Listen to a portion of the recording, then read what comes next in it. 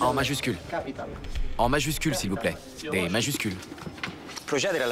On a arrêté un passager qui n'avait aucun papier. Il ne parlait aucune langue familière. Ni italien, ni anglais, ni espagnol. Passeport? Non, j'allais en Hollande, mais j'ai raté mon vol. Il pourrait avoir plusieurs objectifs.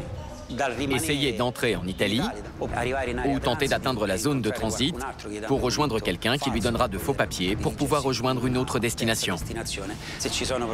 Il pourrait être une menace pour la sécurité de l'aéroport ou du pays, parce qu'il pourrait être n'importe qui. La police des frontières est appelée en renfort. Alors, voyons voir.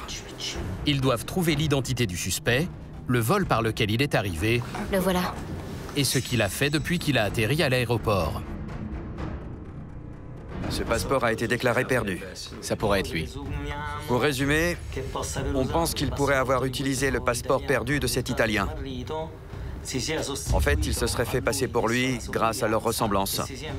Et ensuite, il aurait embarqué en utilisant ce passeport. Le passeport n'est pas à lui.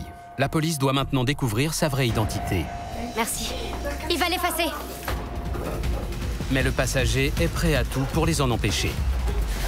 Le passager a réagi quand il s'est souvenu qu'il avait une photo de son vrai passeport dans son téléphone. Il l'a arraché des mains de ma collègue. Et ensuite, il a essayé de le détruire. C'était un beau téléphone. Maintenant, il est cassé. L'extérieur du téléphone est endommagé, mais il est peut-être encore possible d'en récupérer les données. Voilà. La police trouve rapidement une photo de son vrai passeport. Il vient de Turquie. Il est turc? Oui. Je suis passé par Istanbul, Adana et Izmir. Et maintenant, je me retrouve là. Ce sont les conséquences de la guerre. Tous ses efforts ont été réduits à néant à cause d'une photo. Il sera renvoyé dans son pays, comme l'exige la loi.